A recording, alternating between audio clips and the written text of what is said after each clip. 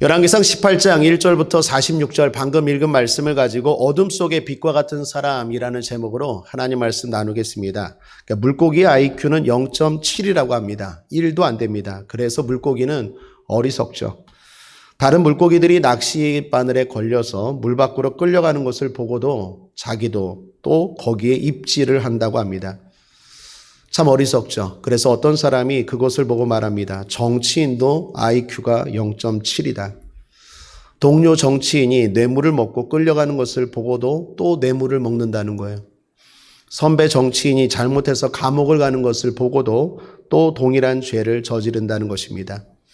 이는 어느 신문에서 본 정치 풍자 칼럼의 내용입니다.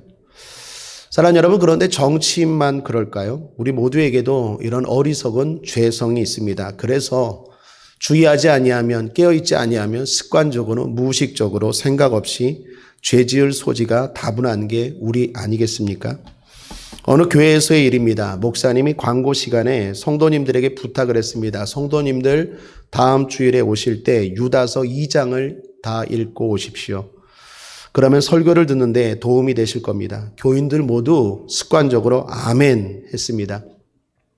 그리고 다음 주일이 되었습니다. 목사님이 설교 시작하기 전에 다시 한번 물었습니다. 여러분 유다서 2장을 다 읽고 오셨죠? 그랬더니 거의 모든 성도님들이 아멘 했습니다. 근데 그걸 들은 목사님의 표정이 좋지 않았습니다. 한참 동안 말을 안 하고 침묵하셨습니다. 그리고 나서 얼마 지나 말씀하십니다. 사랑하는 성도님들, 유다서는 2장이 없습니다. 여러분, 유다서는 2장이 없죠? 1장만 있죠? 이게 무슨 이야기입니까? 사람들이 생각 없이 그냥 아멘, 습관적으로 그냥 거짓말, 또 죄에 물들어가는 모습들을 풍자하여 한 이야기인 것 같습니다. 죄 많은 세상을 어둡다라고 표현할 수 있겠습니다. 그런 어두운 성도 세상에서 성도는 어떻게 살아야 될까요? 빛과 같이 살아야 하겠습니다. 습관적으로 무의식적으로 죄 짓고 살지 말아야 하겠다라는 것입니다. 바로 오늘 본문에 나오는 엘리야 그리고 오바댜 같이 말입니다. 오늘 본문의 배경은 북이스라엘의 아합이라는 왕의 시대였습니다. 아합 시대에요. 북이스라엘은 영적으로 암흑기였습니다. 아주 죄가 만연했습니다. 바알을 섬기는 우상 숭배가 가득했습니다. 이스라엘은 공식적으로 하나님의 나라, 하나님의 백성들 아닙니까?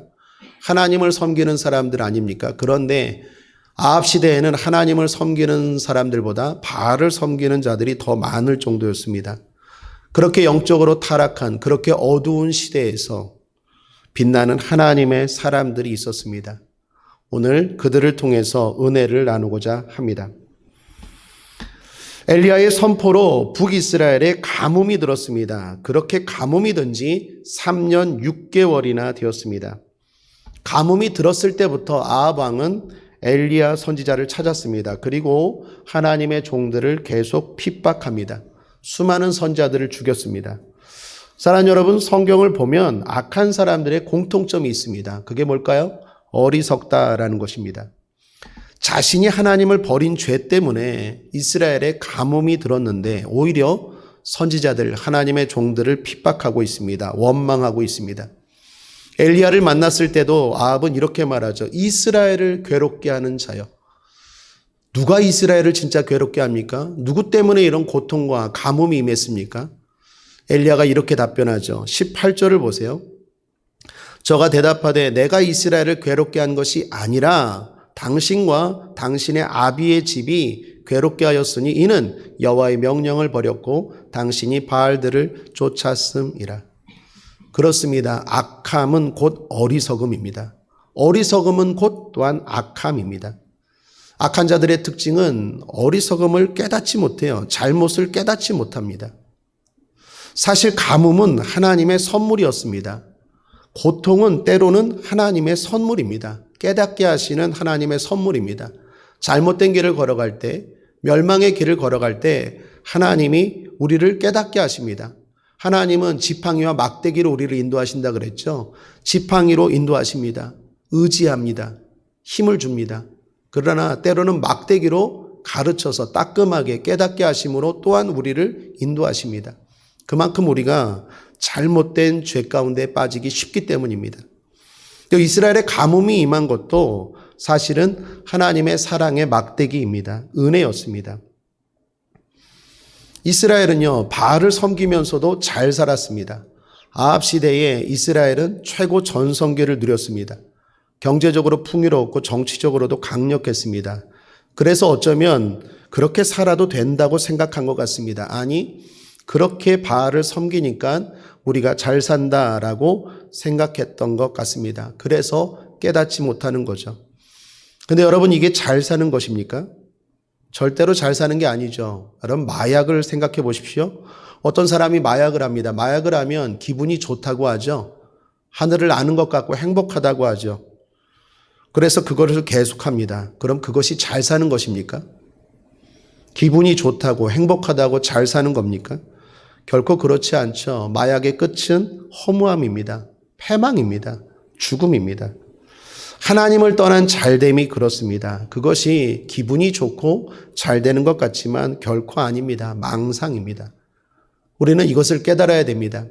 하나님을 떠나도 잘 되더라. 하나님을 떠나도 번영하더라. 그것은 마약과 같습니다. 망상입니다. 빨리 깨어나야 합니다. 그 끝은 심판이 기다립니다. 그 끝은 허무함입니다. 그 끝은 멸망이 기다린다라는 것입니다. 그런데 악한 자들은 깨닫지를 못해요. 그러면서 말합니다. 이렇게 좋은데 하나님을 안 섬겨도 오히려 바알을 섬기니까 이렇게 잘 되는데 뭐가 문제야? 그러면서 계속 그 길을 걸어가죠. 그 어리석은 행동을 반복합니다. 이런 아합의 시대에 엘리야와 더불어 또 한 사람의 빛나는 신앙인이 있었는데 바로 오바댜라는 사람입니다. 오바댜는 아합 왕의 국내 대신이었습니다. 왕궁 살림을 관리하는 고위직의 사람이었습니다. 그런 그가 하나님을 잘 섬겼습니다. 오늘 성경은 그가 하나님을 크게 경외하는 자다라고 소개합니다. 한 예로 아합과 그의 아내 이세벨이 선지자들을 핍박할 때 100명의 선지자들을 숨겨주었답니다. 그리고 그들을 먹여주었답니다. 4절을 보십시오. 4절 함께 읽겠습니다. 시작. 이세벨이 여호와의 선지자들을 멸할 때에 오바댜가 선지자 100인을 가져 50인씩 굴에 숨기고 떡과 물을 먹였었더라. 여러분 생각해 보십시오. 100명입니다. 그들을 매일 먹인다는 게 이게 좀 힘든 일입니까? 힘든 일 아닙니까? 쉽지 않은 일입니다. 아주 어려운 일입니다. 더욱이 이거 매우 위험한 일 아닙니까? 아합이 알면 죽을 수도 있는 일입니다. 그럼에도 불구하고 그는 자기의 자리에서 묵묵히 믿음의 선한 싸움을 하고 있다라는 것입니다. 사랑하는 여러분, 그렇습니다. 어둠 속에서 빛나는 신앙인은 어디에나 있을 수 있다라는 것 기억하십시오. 꼭 엘리야처럼 선지자만이 아닐 수 있습니다. 우리가 흔히 주를 잘 섬긴다고 하면 모두 다 목회자가 되고 모두 다 선교사가 되려고 합니다. 그러나 그럴 필요 없습니다. 각자에게 주어진 재능과 달란트가 있습니다. 삶의 자리가 있습니다. 중요한 것은 목회자의 마음으로, 선교사의 마음으로 그 삶의 자리에서, 그 직장에서, 그 가정에서 그 사명을 잘 감당하면 된다라는 것입니다. 바로 오바댜처럼 말입니다. 그는 오늘날로 말하면 고위 공무원이었습니다. 어느 정도 힘이 있었죠. 그는 그런 자리에서 할 수 있는 한 최대한 믿음의 싸움을 하고 있는 것입니다. 여기서 중요한 것은 세상 탓하지 않았다라는 거예요. 누구 탓하지 않았다라는 거예요. 그렇게 흔들림 없이 그렇게 다른 사람처럼 바알을 쫓지 않고 자신의 믿음을 지켜나가더라라는 것입니다. 사랑하는 여러분, 이처럼 영적으로 대단히 어두운 시대였지만 오바댜 같은 사람이 있습니다. 묵묵히 그 자리에서 선한 싸움을 하고 있는 사람. 이 시대에 우리도 그렇게 살아야 하지 않겠습니까? 혹시 노병천 대령을 아십니까? 이분이 돌아가신 박정희 대통령을 전도하려고 했던 분이라고 합니다. 그 도서, 책 가운데 박정희의 마지막 신앙 고백, 부제가 최초로 공개하는 박정희 전도 비화라는 책에 보면 이분이 나옵니다. 노병천 대령, 장로님이십니다. 이분은 원래 육군사관학교에서 군사 전략과 손자병법을 가르치던 교수였답니다. 그런데 박정희 대통령의 아들 박지만 씨 아시죠? 그 박지만 씨를 이분이 지도했대요. 때로는 엄하게 지도했대요. 가족의 무기나에 체벌도 하면서 그 박지만 씨를 지도했다라고 말합니다. 그렇게 박정희 대통령에게 많은 신뢰를 얻은 분이 이 노병천 대령이었다고 합니다. 그런데 이분이 한 번은 박정희 대통령이 초대하는 잔치에, 파티에 초대를 받았답니다. 그리고 그 자리에서 박 대통령이 술을 권했대요. 다 이렇게 한 잔씩 따라주는데 이분이 그 자리에서 많은 사람들이 있는데 거절을 했답니다. 뭐라고 하면서 나는 크리스찬입니다. 나는 크리스찬입니다. 그러면서 박정희 대통령의 술을 거절했대요. 뿐만 아니라 나는 크리스찬인데 대통령 각하도 크리스찬이 되어야 합니다. 예수 믿으십시오. 순간 그 자리의 분위기가 완전 얼음이 돼버렸어요. 여러분, 당신은 군사 독재 시절 아닙니까? 권력이, 특별히 군사 권력이 막강할 때 아닙니까? 대통령 말 한마디면 정말로 하늘에 나는 새도 떨어질 때는 그런 때 아닙니까? 그런데 그 자리에서 노병천 대령이 술을 거절하고 예수를 믿으라고 전도했다는 거예요. 성령이 역사했는지 박정희 대통령이 감동을 받았대요. 그 용기에 탐복해서 이렇게 답변했답니다. 내가 지금은 못 믿고 지금은 교회를 못 나가고 퇴임하면 교회를 나가겠다. 그렇게 약속했다고 합니다. 여러분, 이 노병천 대령, 이 노병천 장로님 참 멋지지 않습니까? 대령입니다. 군인입니다. 군사 독재라는 어두운 시절이었지만 그 속에서도 자기의 삶의 자리에서 할 수 있는 최선을 다하여 믿음으로 살아가는 사람, 바로 오바댜 같은 사람 아닙니까? 어둠 속에서 빛나는 신앙인들이 분명히 있습니다. 세상 탓하지 말고 누구 탓하지 말고 어두울수록 빛이 빛난다는 것 기억하고 오늘도 하나님이 주목하시는 오바댜 같은 사람, 노병천 대령과 같은 사람, 저와 여러분 되기를 바랍니다. 때로는 우리가 있는 자리에서 그 누구도 탓하지 않고 믿음의 싸움을 하고 때로는 누구도 따라가지 않고 우리의 믿음을 잘 지켜야겠습니다. 그것이 힘들고 때로는 위험해도 오바댜처럼 사명 감당합시다. 그럴 때 하나님은 엘리야만 기억하는 게 아니라 오바댜도 기억합니다.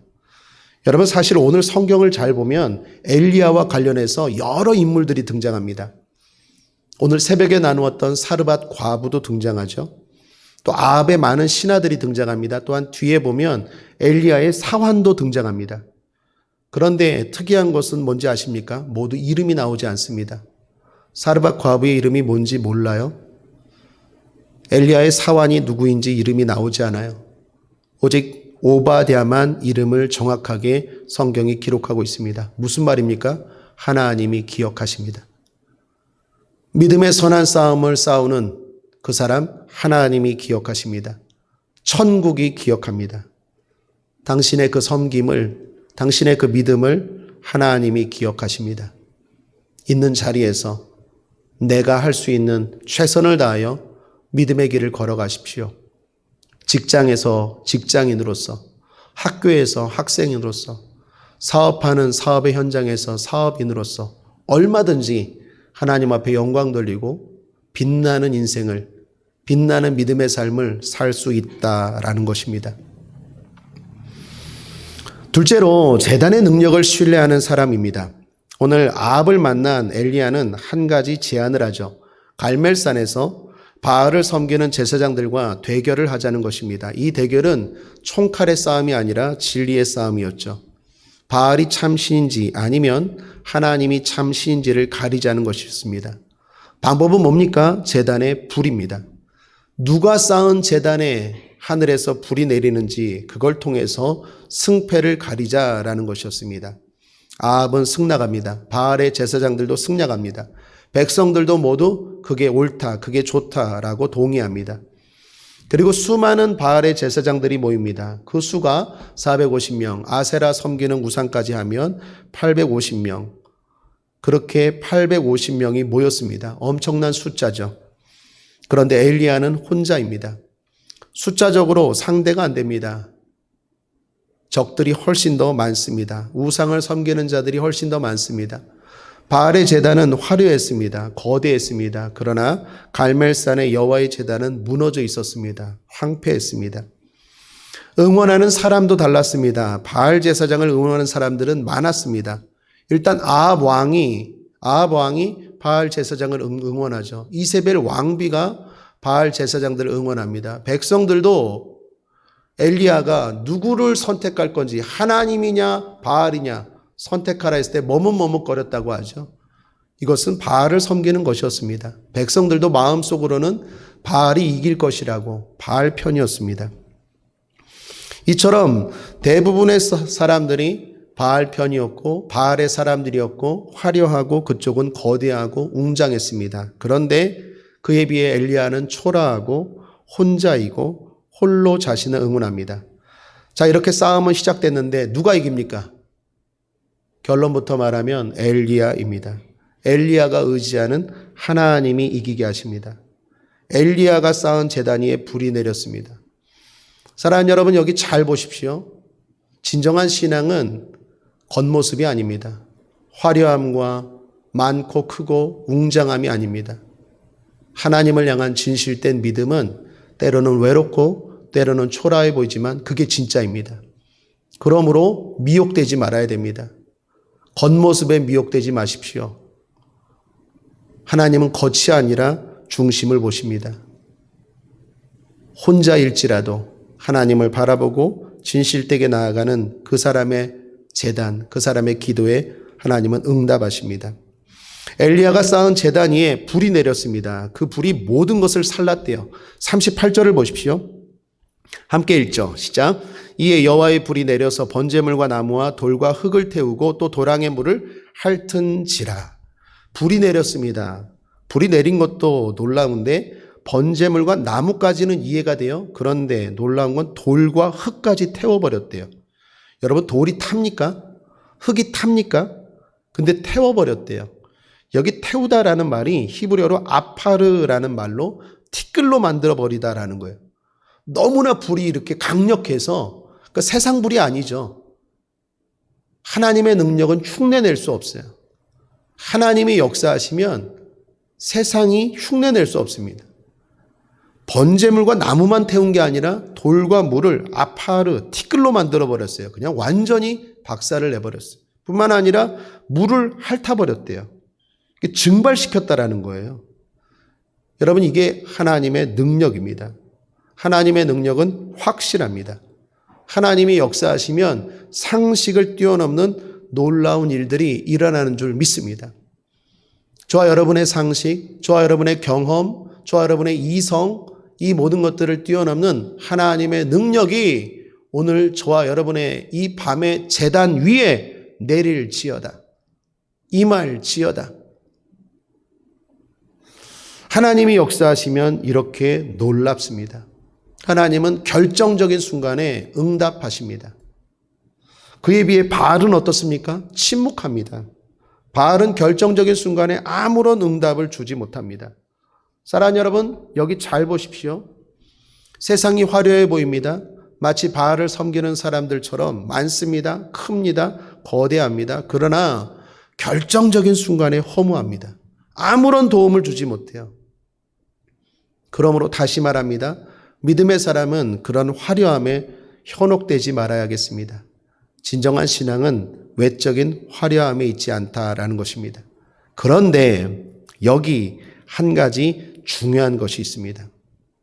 자, 엘리야가 승리한 것이 무엇이었느냐는 점입니다. 무엇이었습니까? 제단이었습니다. 제단. 그런데 그 제단이 다른 제단이었습니까?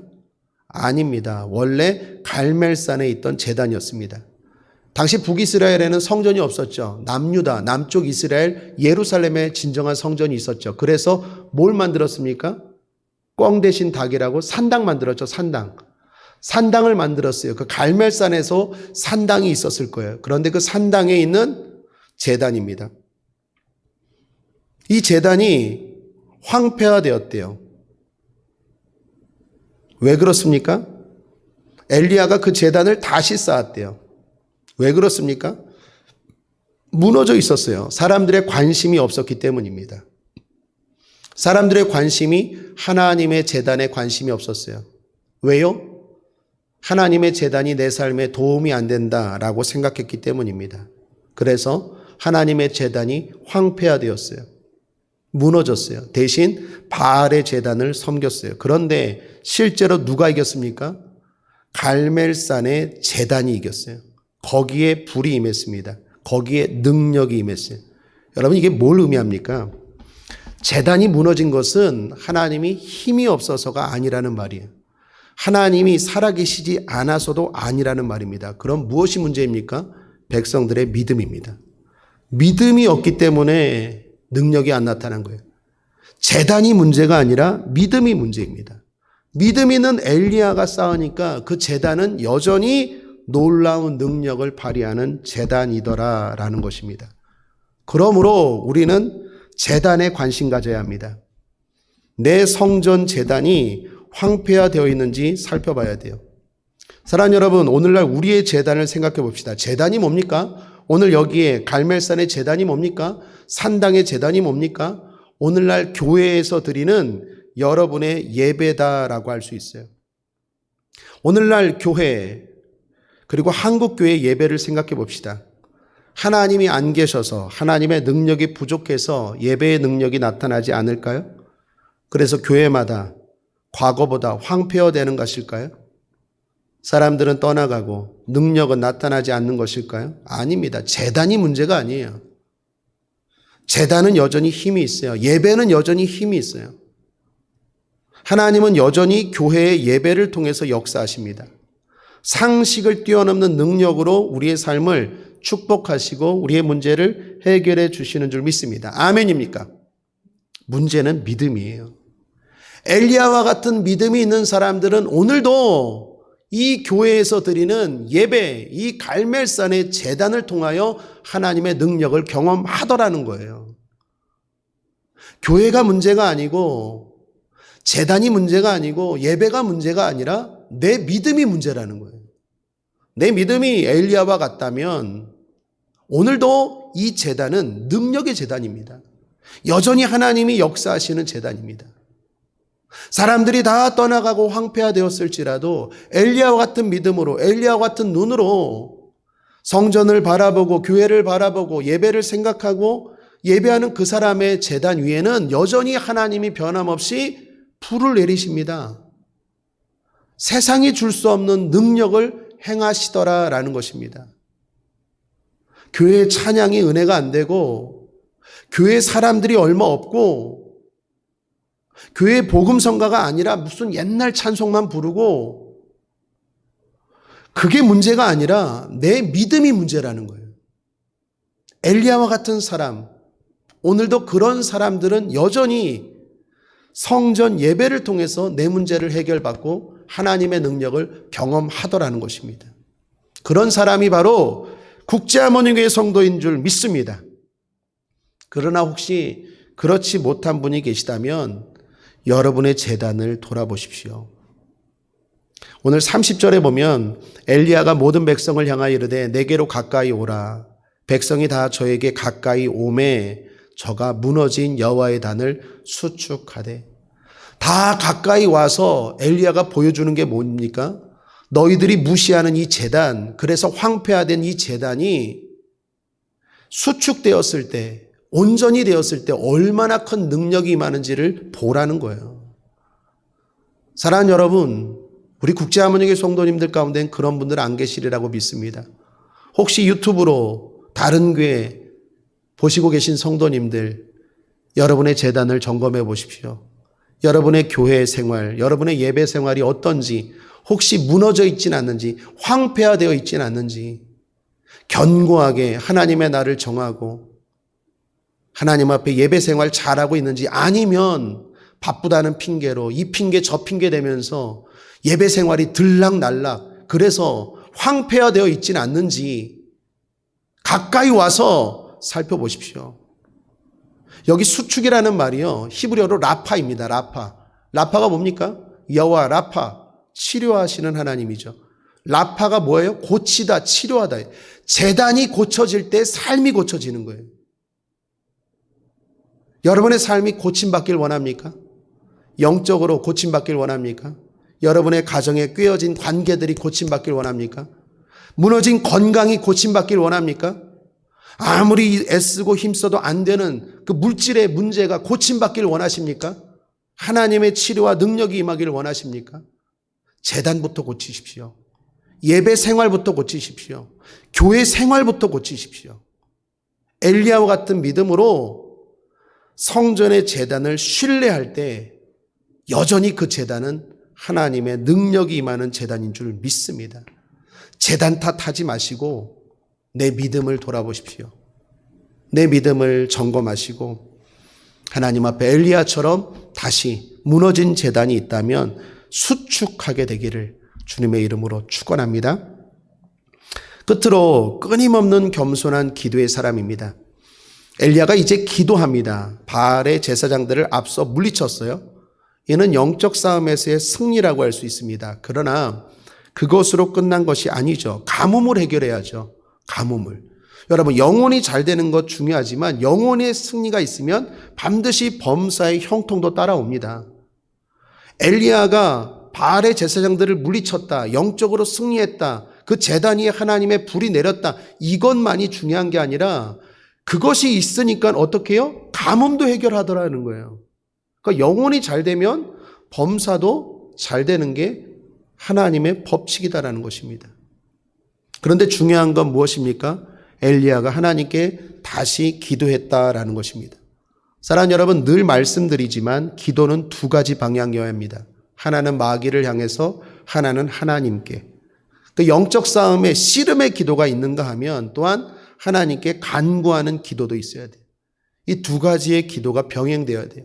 엘리야는 바알 제사장들과 싸우는 영적 대적하는 기도도 있었지만 하나님께 또한 이제 가뭄을 해결해 달라고, 비를 내려 달라고 간절히 기도합니다.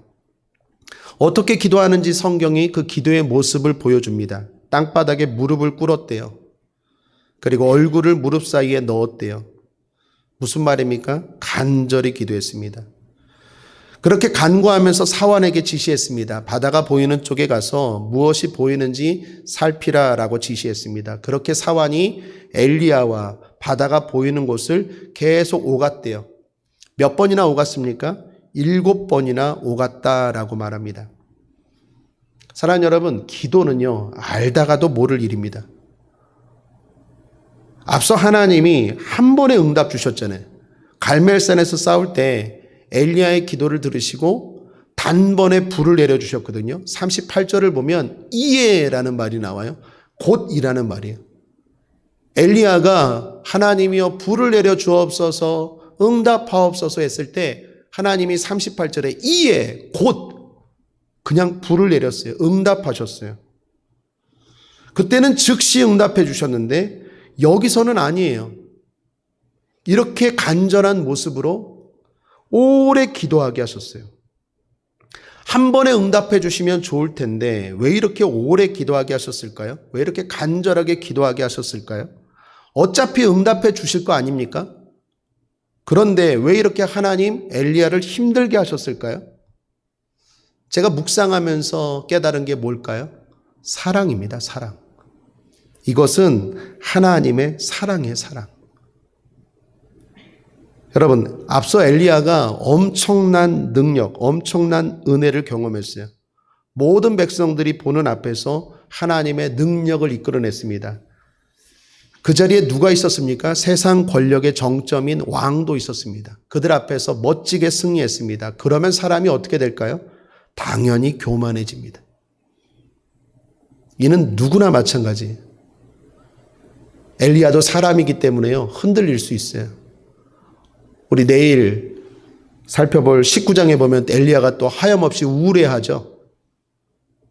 어떤 사람도 기복이 있어요. 갈멜산에서 그 정도의 능력이면요, 이건 아무리 그 사람이 성령으로 충만하고 겸손하려고 해도 교만해집니다. 이 제가 경험해 봐서 알아요. 저도 부족하지만 하나님이 그 몇몇 성도들 앞에서 엘리야 정도는 아니지만 하나님의 능력을 보여주신 적이 있어요. 그래서 질병이 그 자리에서 치료된 적도 있고 또 귀신이 그 자리에서 떠나가는 것들을 보여주신 적도 있어요. 그때 제가 어떻게 됐을까요? 하염없이 교만해져요. 목소리가 달라져요.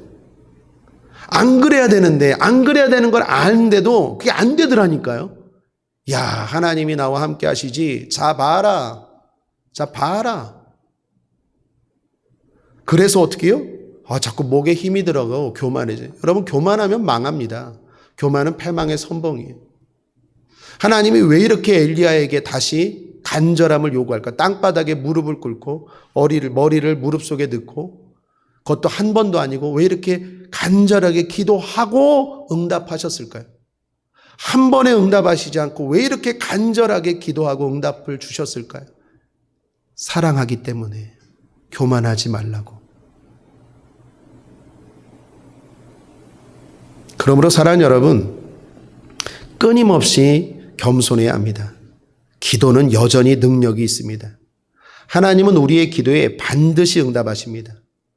우리의 메마른 삶에 은혜로운 단비를 하나님은 내려주십니다. 어떻게? 그 방법은 기도입니다.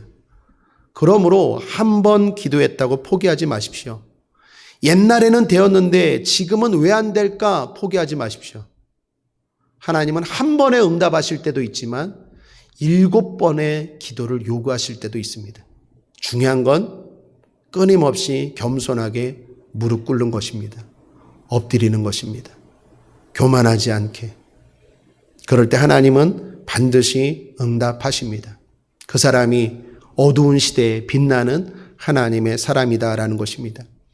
야고보서에 보면 엘리야에 대해 이렇게 기록한 장면이 있습니다. 야고보서 5장 17, 18절에 엘리야는 우리와 성정이 같은 사람이로되 저가 비 오지 않기를 간절히 기도한즉 3년 6개월 동안 땅에 비가 아니 오고 다시 기도한즉 하늘이 비를 주고 땅이 열매를 내었느니라. 엘리야는 우리와 성정이 같은 사람이로되. 엘리야도 우리와 똑같은 사람입니다. 특별한 사람이 아니에요.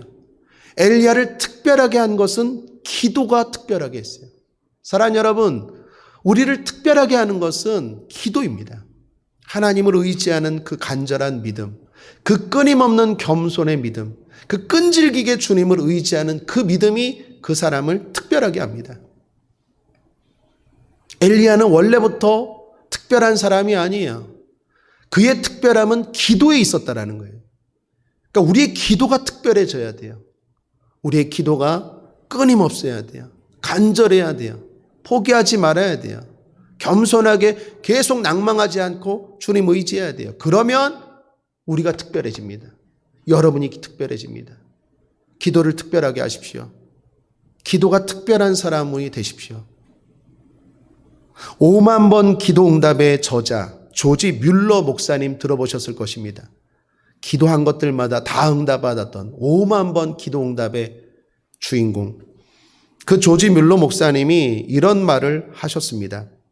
기도를 시작했다고 기도가 되는 것이 아니고 바르게 기도했다고 기도가 되는 것도 아니고 한동안 기도했다고 기도가 되는 것도 아니다. 응답 받을 때까지 끝까지 할 때 그때서야 그게 기도다. 왜 5만 번 응답 받았는지 아시겠죠? 바르게 기도하는 것 중요합니다. 기도 시작하는 것 중요합니다. 그런데 조지 뮬러 목사님의 응답의 비밀은 어디 있습니까? 끝까지 했다라는 거예요. 빨리 응답 주실 때도 있지만 그렇지 않을 때도 있어요. 왜요? 사랑하셔서 우리에게 겸손을 요구하기 위해서, 우리를 믿음을 키우기 위해서. 중요한 건 끝까지 하는 거예요. 엘리야처럼 끝까지 기도하셔서 여러분 삶에 메말라가는 가뭄이 임한 모든 현장에 하나님의 은혜의 소낙비가 내릴지어다. 물질의 은혜가 임할지어다. 건강의 은혜가 임할지어다. 능력의 임하가 임할지어다. 지혜가 풍성해질지어다. 성령으로 충만하시기를 주님의 이름으로 축원합니다. 말씀을 정리합니다. 어둠 속에서 빛과 같은 사람이라는 제목으로 하나님 말씀 나누었습니다. 어둠 속에서 빛과 같은 사람은 세상 탓하지 않고 자신의 삶의 자리에서 믿음의 선한 싸움을 하는 사람입니다. 어둠 속에서 빛과 같은 사람은 성전에서 드리는 예배의 능력을 의심하지 않고 신뢰하는 예배의 사람입니다. 어둠 속에서 빛과 같은 사람은 겸손함으로 끈질기게 기도하는 기도의 사람입니다. 바로 오바댜 그리고 엘리야 같은 사람입니다. 이들은 어둠이 강하다고 해서 어둠에 동화되지 않은 사람들입니다. 어둠 속에서도 오히려 빛과 같은 신앙인으로 살았던 사람들입니다. 그래서 더욱 빛나는 신앙인이었습니다. 저와 여러분이 오늘 이 어두운 시대 속에서 이들처럼 살기를 기도합니다. 바랍니다. 축복합니다. 기도하겠습니다.